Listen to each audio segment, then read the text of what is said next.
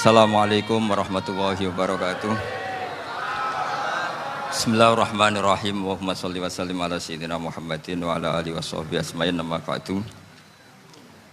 Sedanten ingkang kula hormati wabil khusus teman bapak kula Kiai Haji Agus Ali Masyuri. Beberapa kiai yang tanpa ngurangi rasa hormat, saya hormati semua. Ini ada beberapa Gus. Ini saya ngaji insyaallah seperempat jam. Seperempat jam nanti yang menghisap Gus Kausar berapa Gus? 10 menit. 10 menit. Begini, sebetulnya saya membela semua umat Islam itu ahlul jannah. Karena saya ini ibarat marketing. Kalau orang Kristen itu kan setiap orang mati sudah tenang bersama Bapak di surga. Jadi kampanye itu menarik sekali. Sementara kita sudah kiai, sudah imam masjid, sudah ulama, masih saja dikhawatirkan su'ul khotimah. Ini kalau kampanye ini tidak imbang, ini nanti saya takut kalah. Makanya saya bilang pokoknya semua orang mukmin itu ahlul jannah. Karena memang asli hadisnya seperti itu, man qala la ilaha illallah dakhalal jannah. Bahwa kemudian ada beberapa kiai yang mungkin wataknya itu pesimis, kemudian bikin sekian aturan-aturan yang sebetulnya itu cerminan dari pesimisnya, terus akan-akan masuk surga itu susahnya bukan main. Nah itu saya tidak setuju karena tadi pasti kalah dengan kampanye sebelah yang setiap orang mati dibilang sudah tenang bersama Bapak apa? Di surga. Jadi ini penting. Terus kedua saya bilang agama ini sudah begitu baik. Masa kunci surga sudah dibocorkan miftahul jannah la ilaha illallah. Masa sudah pegang kuncinya nggak jadi masuk surga, itu kan aneh. Ya sudah masuk saja, tapi tidak usah minta bantuan saya, masuk aja, kan sudah pegang kuncinya. Terus ketiga, kenangan terburuk saya ketika jadi kiai itu gini, saya ada beberapa guru SD datang ke saya. Ini agak-agak masalah besar. Gus boleh nggak buka ujian nasional yang masih disegel? Semua guru bilang nggak boleh, itu kriminal kan. Ada satu guru yang bikin analogi agak kacau. Boleh saja. Wong ujian di kuburan saja dibocorkan para kiai nggak apa-apa. Itu.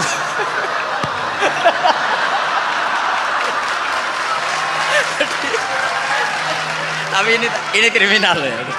Perhatian kepada kiai, nggak boleh memukul pemateri.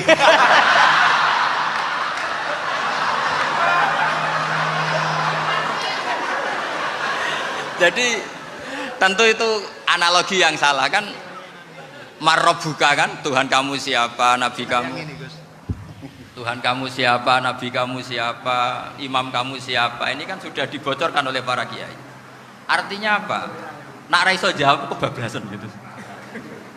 Terus guru ini berpikir kalau ujian akhirat sekrusial itu saja bisa dibocorkan, kenapa ujian nasional tidak boleh? Tentu ini kias yang salah, saya tidak ngajari seperti itu.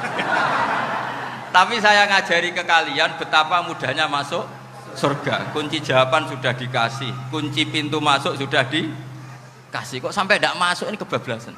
Paling salah gurunya. Jadi ini kenapa saya sering cerita orang mukmin semuanya itu min ahlil jannah. Itu saya jamin.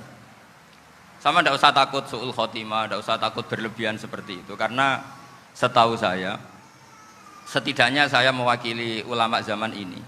Rata-rata guru kita ini bermadzhab Syadzili dalam berkeyakinan berpikir tentang Allah. Di antara ini yang mulai saya ngomong serius, supaya tadi kan guyonannya sudah diambil Gus Reza sama Gus Kausar. Saya tahu kenapa mereka guyon. Kalau ngomong serius takut kalah sama saya.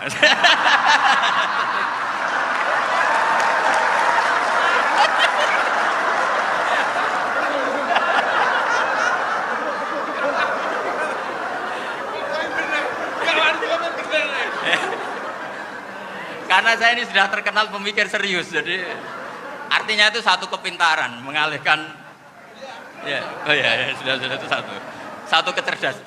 Tidak hanya ngalim tapi betul cerdas. Betul cerdas. Jadi itu bukti beliau-beliau ini cerdas itu. Saya berpikir begini, ini madzhab Syadzili. Kita semua tentu Syadzili karena kita semua ngaji kitab hikam. Kita tahu kitab hikam itu muridnya Abul Abbas Al-Mursi. Abul Abbas Al-Mursi muridnya Syekh Abil Hasan apa? Asy-Syadzili. Saya masih ingat betul makalah itu dan saya ulang-ulang. Setiap saya ngajar di sarang saya ajarkan itu.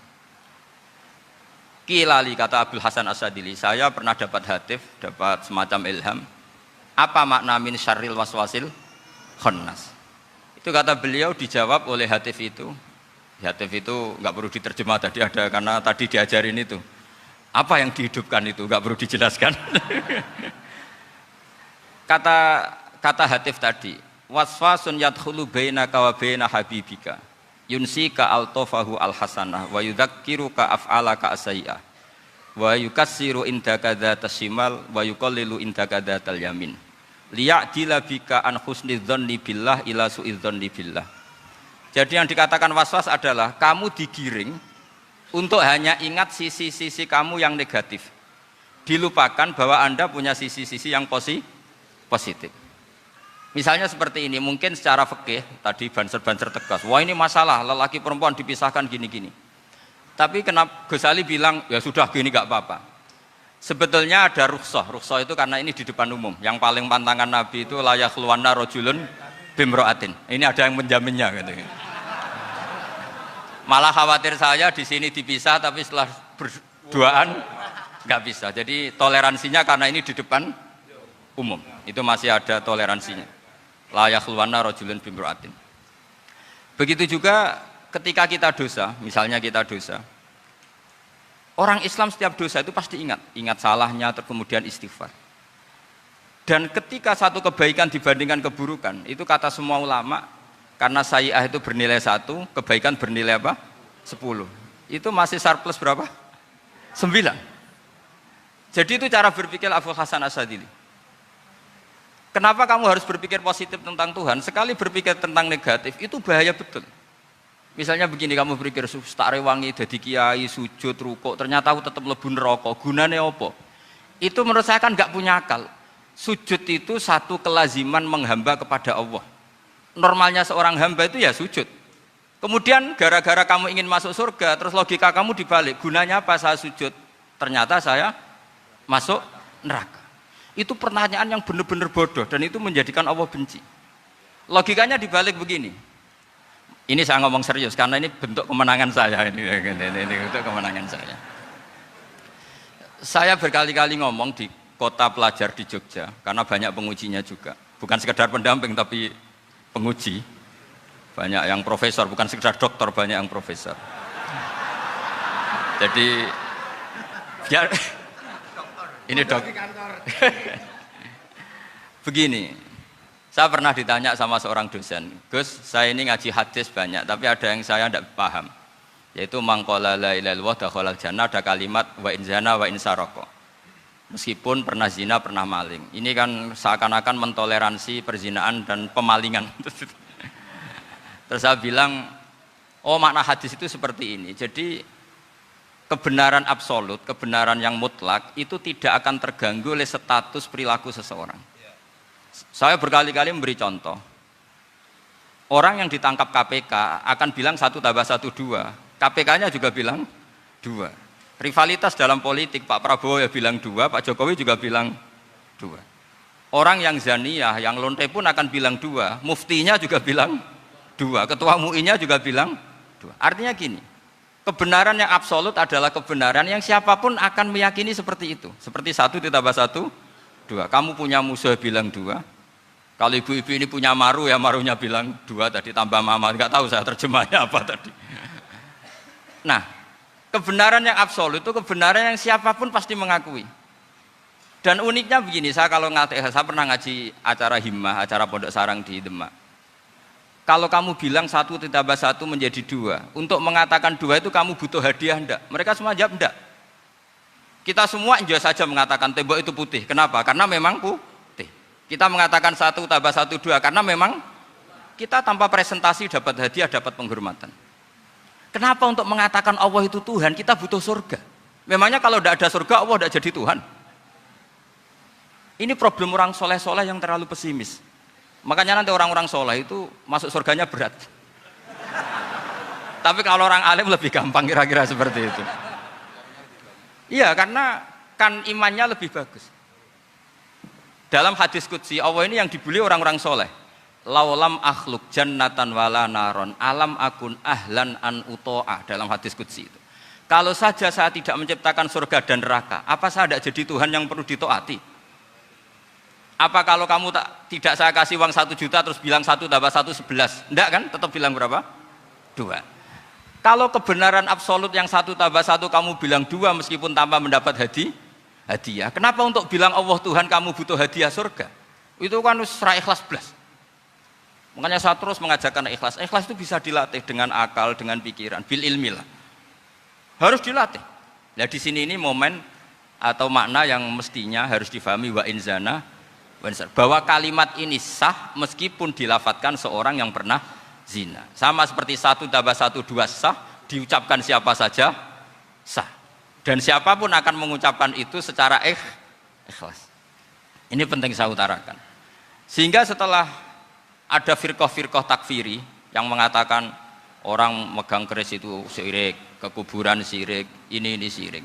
Itu salah besar. Salahnya adalah tadi kalimat-kalimat atau kebenaran-kebenaran absolut ini sudah jadi sibghatullah man ahsanu minallahi sibghah. Kalimat ini begitu absolut di hatinya orang mukmin.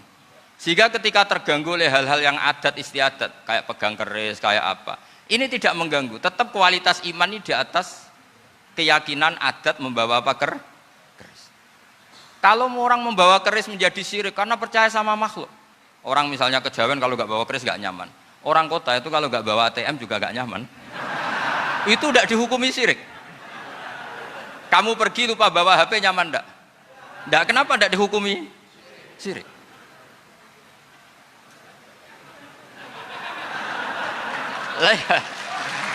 Jadi ini logika. Jadi makanya ini Gus Reza boleh ngeritik saya itu berkali-kali bilang saya termasuk ulama yang mau bikin gerakan cangkem elek. Karena nanti kalau saya nisbatkan ke Rasulullah itu tidak pantas karena Nabi ahsanan nasi khalqaw wa khuluqa. Tapi saya siap jadi bempernya Rasulullah Shallallahu Alaihi Wasallam. Pernah ada diskusi di Jakarta, ini kisah nyata. Apa dalilnya setelah sholat salaman? Mana hadisnya? Itu dijawab hadisnya tentu kita kesulitan.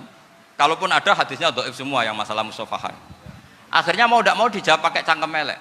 Boleh enggak kamu setelah salam nyalain HP yang off? Boleh. Boleh enggak ke kamar mandi? Boleh. Oh berarti kencing boleh, nyalain HP boleh, yang enggak boleh itu ingat Allah. Karena mereka mengkritik wiridan, mengkritik salam. Akhirnya mikir deh. Ada enggak hadisnya orang setelah sholat nyalain HP? Enggak ada kan? Tapi mereka nyalain HP enggak hambatan, tapi untuk salaman masalah kan. Ke kamar mandi boleh, tapi untuk wiridan enggak boleh. Akhirnya mereka sadar, oh iya. Lama-lama dibisiki gini yang kelompok itu. Kamu itu korban aliran supaya kamu enggak ingat Allah, ingatnya HP-nya. Sehingga orang wiridan kamu kritik, orang nyalain HP enggak kamu kritik. Itu kelompok itu adalah kelompok orang-orang yang supaya orang Islam itu lupa Tuhannya. Itu gerakan cangkem elek, tapi jadikan orang sadar. Jadi ini penting. Jadi kalau kamu tidak bisa bela agama dengan jalan yang lurus karena tidak bakat gitu, nggak apa-apa pakai cangkem elek tadi. Karena nggak mungkin gerakan ini dinisbatkan kepada Rasulullah Shallallahu Alaihi Wasallam. Kalau soal sanad, saya punya sekian sanad tentang itu, tapi tidak usah kamu ikuti. Ada orang tanya, ya Pak Kiai kalau setan dibakar di neraka panasan enggak? Ya panasan. Lo kan setan dari api, ngapain harus panasan? Kan materinya sama. Terus Kak Kiai tadi gak kesulitan, dia ngambil pasir, disawur di wajahnya. Wah sakit Kiai, kamu kan dari tanah, kena tanah kok. Jadi itu ada sekian, artinya gini ya, kalau kesulitan jawab pakai baik-baik ya sudah pakai cangkem elek itu aja karena. Nah, tapi tentu kan gerakan ini tidak mungkin dinisbatkan kepada para nabi. Tapi saya pastikan meskipun nggak bisa dinisbatkan kepada para nabi dari segi cangkem elek tadi, tapi secara semangat itu sama. Saya punya sekian contoh. Benar Gus Riza tadi gojok saya sengawur-ngawurnya itu masih punya sanad. Itu pas saya ngawur pun masih punya apa? Sanad. Nabi Ibrahim itu ketika faja'alahum juzatan illa kabiralahum itu si berhala paling besar dikasih kapak. Ketika mereka geger, ini siapa yang berhala-berhala kecil? Kata mereka, sami'na fata yadhkuruhum yuqalu lahu Ibrahim. Ya kira-kira Ibrahim lah gitu. Terus setelah Ibrahim didatangkan, siapa yang melakukan ini semua? Ini jawaban Nabi Ibrahim, bal fa'alahu kabiruhum hadza. Ya tanya yang bawa pedal, saya kan enggak bawa kan. Terus kata orang-orang, otak kamu itu di mana? Masa berhala disuruh nanya, kan nggak bisa ngomong. Ibrahim kebalikan, uffil lakum walima ta'buduna min dunillah. Lalu otak kamu di mana? Sudah tahu nggak bisa ngomong kok disembah gitu. Itu ada kata uffin loh. Uffin itu kalau diterjemah kira-kira ya agak-agak jancuk gitu. Kira-kira ya kira-kira seperti itu. Jadi Sekarang dalilnya jancuk apa Gus?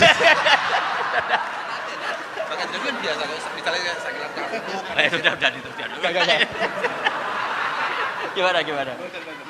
Jancuk itu dari daksu, dak tinggalkanlah suan perkara sing elek. Krono ilate wong Surabaya kakean rawon, akhirnya ngomongnya jancuk.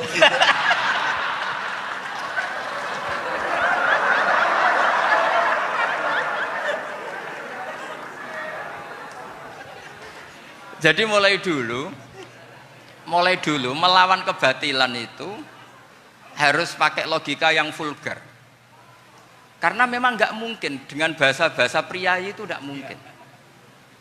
Dan ini penting saya utarakan. Nah, kalau nanti nggak mungkin dinisbatkan kepada Rasul karena Nabi adalah ahsanan nasi khalqa wa khuluqa, kita yang ngambil alih saja. Gus Reza, saya, Gus Kausan ini cara cangkem elek kan pantas. Luas. Selain bakat ya sudah natural. Karena memang itu cara kita menjelaskan kebenaran. Saya ulang lagi, itu cara kita menjelaskan apa? Kebenaran. Mau tidak mau. Saya pernah ditanya sama seseorang, Gus, beberapa nabi itu kan poligami. Poligami itu bukti hiperseks. Karena yang tanya itu orang nasionalis yang nggak pati senang Islam. Terus tak balik tanya, perempuan itu makhluk lemah enggak? Ya lemah. Kalau nolong lama satu itu gimana? Ya baik. Kenapa nolong dua jadi tidak baik? Harusnya kalau nolong tiga tidak baik. Tapi saya tidak dukung poligami. Nah, ini cerita saya. Setidaknya mereka jadi ingat. Saya itu pernah ditanya agak-agak orang ateis. Dia benci Islam tapi neliti Islam. Pertanyaan kedua, kenapa dalam perang itu seakan-akan Nabi itu perampok? Hartanya orang kafir disita kemudian menjadi ghanimah. Itu kan kayak ngerampok. Terus saya tanya gini, kalau ada penjahat ke rumah kamu, kemudian pakai senjata api, setelah kamu ringkus, itu senjata api kamu kembalikan apa kamu sita? Oh ya saya sita, kalau tak kembalikan dipakai ngerampok lagi. Ya sama seperti itu, kalau kekuatan mereka dikembalikan, akan dipakai kekuatan mereka lagi. Jadi, ya lagi-lagi ini kemenangan orang serius. Karena nanti guyonnya sudah dintekno sama Gus Safa sama Gus Riza. Nah, kenapa saya ngajar begitu rileks, begitu santai? Karena pikiran saya sederhana. Fa innal uqula muttarratun ila qabilil haq. Akal sehat pasti dipaksa menerima apa? Kebenaran. Sehingga kebenaran itu tidak usah kamu ngomongkan secara serius, secara tidak perlu. Kebenaran itu mudah diterima. Saya itu pernah ngaji berkali-kali di Jogja di mana-mana sampai ada buku seorang dokter nulis tesisnya itu bangga lagi menjadi muslim setelah ngaji saya itu. Karena saya menerangkan itu ringan. Orang Islam itu harus mencintai Allah. Ciri utama cinta itu tidak tegang, rileks. Saya bilang begini, kalau kamu pernah 1 tahun digratisi orang rumah, makanan, kamu kira-kira itu mudah nggak mencintai orang yang berjasa sama kamu minjemin rumah dan kasih makan gratis? Mudah kan? Apalagi kita ini mudah mencintai orang yang minjemin mobil 1 tahun, ngasih rumah 1 tahun, apalagi selamanya. Kenapa kita tidak mudah mencintai Allah yang memberi kita bumi, air, oksigen, semuanya kita dikasih Allah? Akhirnya mereka mikir, wong mencintai seseorang yang ngasih dalam durasi 1 tahun saja mudah, apalagi mencintai Allah yang ngasih kita tanpa batas. Itu disebut walladzina amanu asaddu hubbal lillah. Orang mukmin itu mudah sekali mencintai Allah. Caranya dilatih tadi. Kita mudah mencintai orang yang berjasa sama kita. Kenapa tidak mudah mencintai Allah yang tentu jasanya lebih besar? Nah, karena akhir-akhir ini banyak orang yang terlalu nazir, terlalu kata Nabi kan basyiru walatu nafiru yasiru walatu asiru. Sehingga saya bikin gerakan. Pokoknya semua orang mukmin pasti masuk surga. Nanti soal ada kesalahan-kesalahan kecil yang menjadikan orang su'ul khotimah itu sifatnya kehati-hatian. Jangan menjadi hukum. Hati-hati itu tidak menjadi hukum. Kalau kamu nyupir hati-hati itu bukan berarti pasti kecelakaan, enggak. Hati-hati itu ya hati-hati saja, tidak menjadi hukum. Ini penting saya utarakan karena kubu sebelah kampanyenya sudah tadi, setiap mati pasti tenang bersama Bapak di surga. Sementara kita mau kampanye, kamu sholat tidak mesti diterima, haji tidak mesti diterima, jadi kiai tidak mesti masuk surga. Coba kalau kita kampanye gitu terus, yang mau jadi muslim itu siapa? Jadi ini sudah tak perhitungkan matang-matang saya milih mazhab seperti itu. Ya ini saya pikir sudah, ini pembandingnya supaya punya waktu. Saya suka sekali. Nah ini yang sesi terakhir ya, sesi terakhir. Saya akan cerita fikih karena Nyun sewu Gus, ada iklan sebentar dari ibu-ibu, pentolan mic kurang dekat ke mulutnya Gus Baha. Sehingga suaranya tidak terdengar sampai ke belakang. Oh, gitu, pentolannya didekatkan Gus ke mulut. Ini kalau ngomong konotasinya itu mesti nyerempet. Sudah apa ya? Sudah ahlinya di situ. Ya malah ada di situ.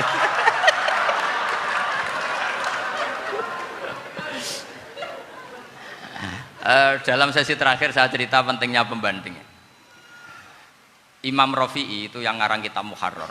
Kitab Muharrar ini adalah ringkasan dari kitab Al-Wasit. Al-Wasit itu karangannya Imam Ghazali. Al-Wasit sendiri ini khas ngaji NU, karena NU maknanya Nahdlatul Ulama, gerakan para ulama.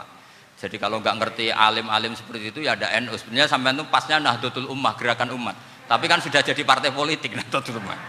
Karena yang katakan NU itu Nahdlatul Ulama, gerakannya para ulama. Imam Rafi'i itu berpendapat sujud itu cukup pakai batuk, pakai jidat. Itu dalam kitab Muharrar. Wal asoh anna sujud yasihu mau cukup biwatil jabhah. Ketika Imam Nawawi mentasih kitab Muharrar namanya Minhajut Thalibin, itu mengkritik Imam Rafi'i. Kata beliau sujud itu untuk sah harus melibatkan 7 anggota karena berdasar hadis umirtu an asjuda ala sabati a'zumin, yaitu al jabhah wal yaden warubaten wal kodamen, yaitu jabhah 2 tangan, 2 lutut dan 2 kodamen.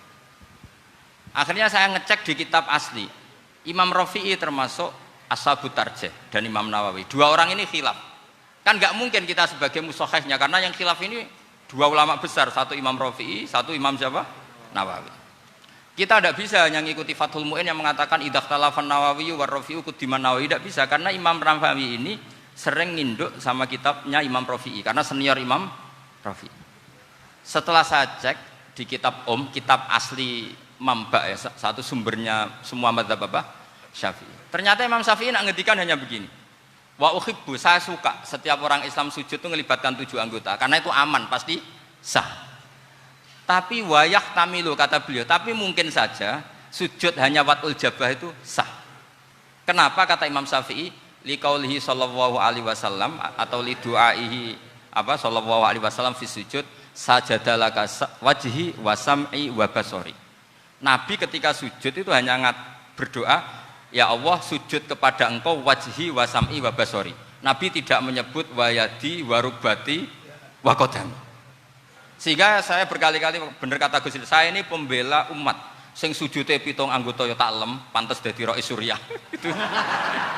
Yang sujute bathuk tok ya tetap sah ngikuti mazhabnya Imam Rafi'i. Meskipun itu tidak saya anjurkan.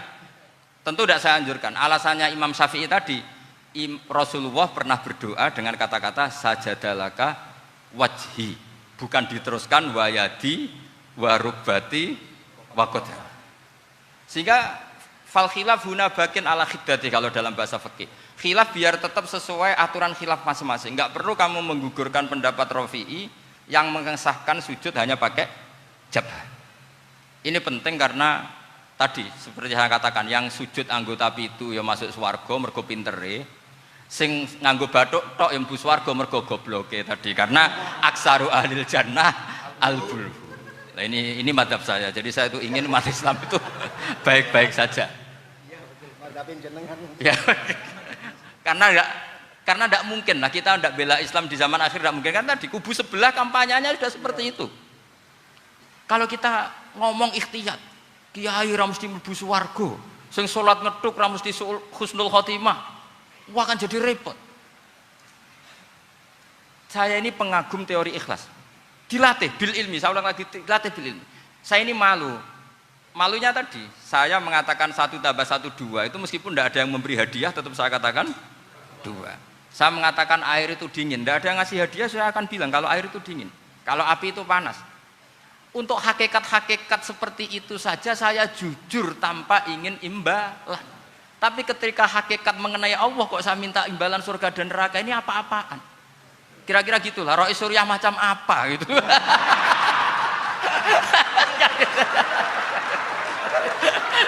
Ya saya kira demikian. Assalamualaikum warahmatullahi wabarakatuh. Waalaikumsalam warahmatullahi wabarakatuh.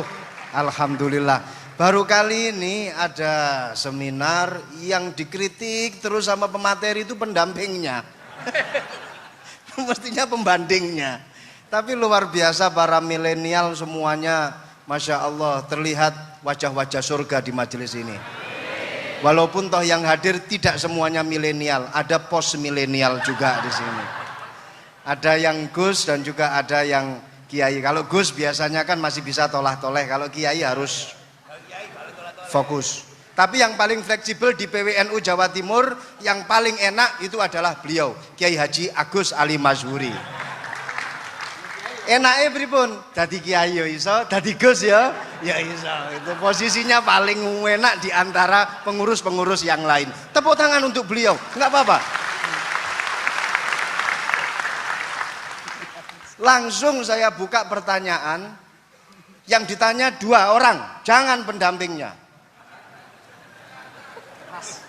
Yang ditanya 2 orang. Kalau enggak Gus Baha, Gus Kausar.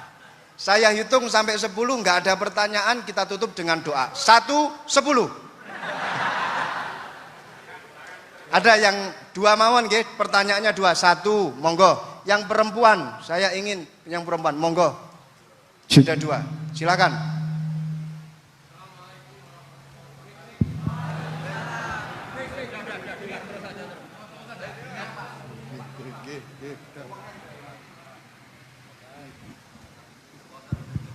Bismillahirrahmanirrahim. Assalamualaikum warahmatullahi wabarakatuh.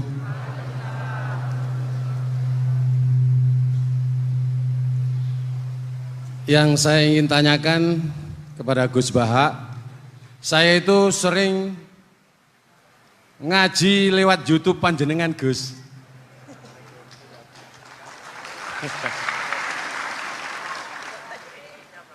Insya Allah ilmu saya tambah walaupun tidak banyak. Yang saya tanyakan, nopo ilmu kula niki barokah? Yang pertama, karena saya ngaji lewat YouTube panjenengan, saya tidak izin. Untuk itu hari ini saya izin panjenengan. Mudah-mudahan ilmu ingkang saya dapat dari panjenengan niku saged barokah. Niku Gus. Terima kasih. Wassalamualaikum warahmatullahi wabarakatuh. Waalaikumsalam warahmatullahi wabarakatuh. Langsung mawon Gus nggih, yang satunya dulu. Siapa aja? Oh gitu. Monggo Gus. Itu tetap barokah dan kebaikan itu mah enggak perlu minta izin. Kalau kebaikan minta izin jadi repot. Jadi kalau dalam kitab fikih disebut iktifaan bil idzni syar'i, karena syara akan selalu memberi izin sama kebaikan. Itu udah hanya masalah YouTube sampean. Tadi melihat wajah Gus Ali ibadah, pamit dulu. Nanti kalau ada orang alim lewat mau lihat juga pamit dulu. Lama-lama mau baca sholawat, ya Rasulullah pamit dulu mau baca sholawat. Jadi semua kebaikan itu cukup iktifaan bil idzni syar'i. Ya jelas ini ya.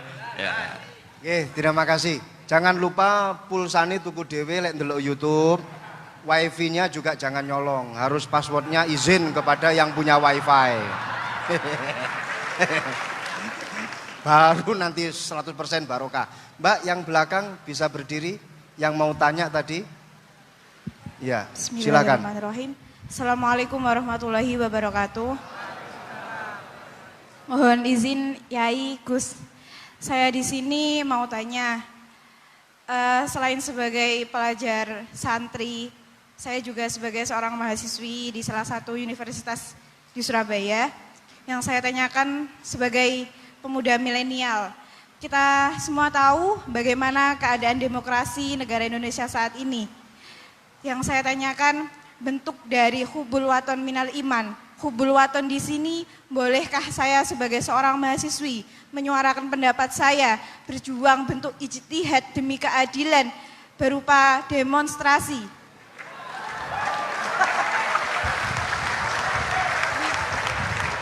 Ngapunten. Yang saya tanyakan di sini, bagaimana menurut Gus?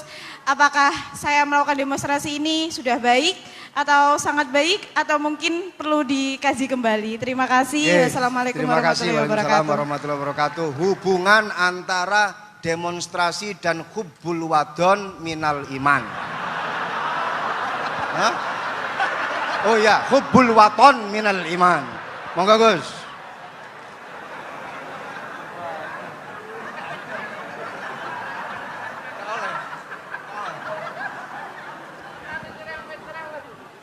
Ini benar-benar ahli loh aku. Begini kan, demonstrasi itu kan makna pokoknya itu kan apa? Memperlihatkan. Makanya demonstrasi kekuatan maknanya ya show ya, memperlihatkan satu apa? Kekuatan. Sehingga kalau dalam Islam itu ya fleksibel, asal itu tidak merugikan orang lain, tidak anarkis, tidak mandorot bagi kelompok lain tentu boleh. Bahkan kalau tidak apa? Menyuarakan suara kita tentu dengan cara-cara yang tetap islami ya, itu malah kita disalahkan karena berarti tidak ikut bertanggung jawab terhadap proses bernegara, tapi tentu disuarakan secara konstitusional dan secara baik. Kemarin pas demo di Jogja yang ramai itu masalah rancangan KUHP itu, rektor UI juga ketemu saya, pamit Gus mau demo aja ya, tapi yang baik dan sopan karena begini ya, di Quran itu ada ayat walau la daf'uhin nasa ba'dahum bi ba'dil fasadatil ard. Jadi kekuatan manapun itu harus dikontrol. Tentu kontrol itu macam-macam. Tapi tentu saya ulang lagi, jangan anarkis, jangan melakukan sesuatu yang kontraproduktif. Jadi menurut saya pernah ditanya, Gus kalau pemerintah itu didukung 90% rakyatnya bagus enggak? Ya bagus, berarti presidennya hebat, didukung mayoritas rakyat. Kalau hanya 55 ya bagus, presidennya biar tahu, biar hati-hati karena dipilih separuh lebih sedikit gitu. Lah kok bagus semua? Ya emang harapan kita sama Allah semuanya baik semua kata saya gitu. Jadi susahnya apa sih kita melihat sesuatu itu, asal agama ini kan gampang, asal tidak maksiat itu baik. Asal gak maksiat itu baik. Ma khuyyira Rasulullah baina amrayni lakhtara aisarahuma malam yakun isman. Jadi demo itu bukan, nah kalau demo yang diharamkan sebagian fatwanya ulama tentu yang maknanya yang anarkis. Kalau yang dihalalkan tentu maknanya yang tertib. Itu biasa dalam hukum fikih. Rasulullah ngendikan A, mahmalnya seperti ini. Rasulullah ngendikan B, mahmalnya seperti ini. Karena kadang ngendikanin Nabi cara zahir itu berlawanan. Misalnya Nabi ditanya, amal paling baik apa ya Rasulullah? Nyaur utang gitu. Karena biasa yang kemplang mungkin yang tanya itu tukang. Tapi kadang Nabi jawab birrul walidain. Kadang jawab as-sholat li awwali waktiha. Karena penanyanya ini beda. Gimana? Cintaku enggak tahu sholat. Ya, cintaku ora tahu sholat kata beliau. Kan gitu. Jadi ini penting saya utarakan karena zaman Nabi itu ya biasa Nabi misalnya ngendikan sesuatu itu. Terus ada juga sahabat yang memperlihatkan pendapatnya. Tapi tidak niat bantah. Masyhur itu dalam tarikh. Saya beri contoh yang masyhur itu. Nabi pernah sholat duhur itu 2 rakaat. Sebagian riwayat mengatakan asar, tapi yang lebih kuat itu duhur. Setelah 2 rakaat Nabi sholat, itu akabirus sahabat-sahabat papan atas itu sudah ada yang ngendikan karena mereka sopan semua, tahu etikal. Setelah Nabi pulang sudah dekat pintu, ada sahabat yang berdiri. Ya Rasulullah, aku siroti sholatu amnasita. Ini sholat model kosor, apa engkau lupa? Tapi sahabat yang nggak tanya, ini niatnya malah lebih agak-agak buruk. Baguslah kalau sholat terbaru 2, berarti besok ya 2. Karena pakai teori nasah mansuh, berarti hukum itu pakai yang terbaru. Jadi gayanya tidak tanya, tapi lebih sama mungkin yang setuju undang-undang tadi ya tentang rumah tangga, kalau istri nggak mau dikumpuli tetap dipaksa, nanti suaminya bisa dilaporkan ke pengadilan gitu. Saya pasti mikir saya bukan masalah pengadilannya, pasti istrinya cantik. Kalau jelek kan nggak mungkin dipaksa. Ini ketularan. Jadi saya cara berpikir tuh, jadi tak pikir lucunya saja, bukan pikir serius. Ketularan ini sudah ketularan ini. Karena keburukan itu mudah nular.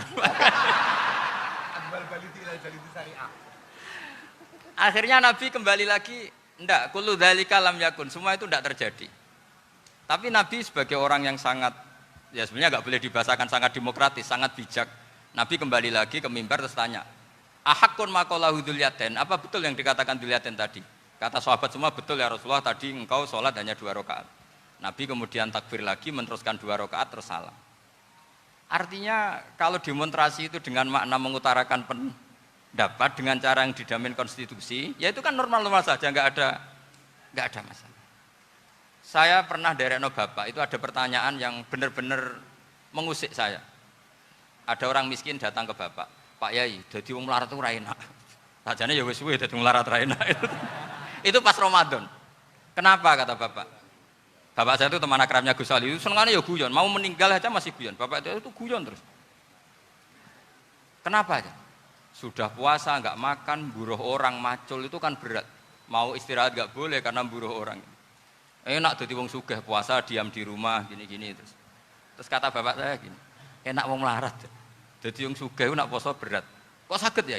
Esok mangan pecel, awan rawon, enggak sore sidik sate. Jadi yang harus ditinggalkan itu banyak. Nak sampean kan biasa meninggalkan itu semua.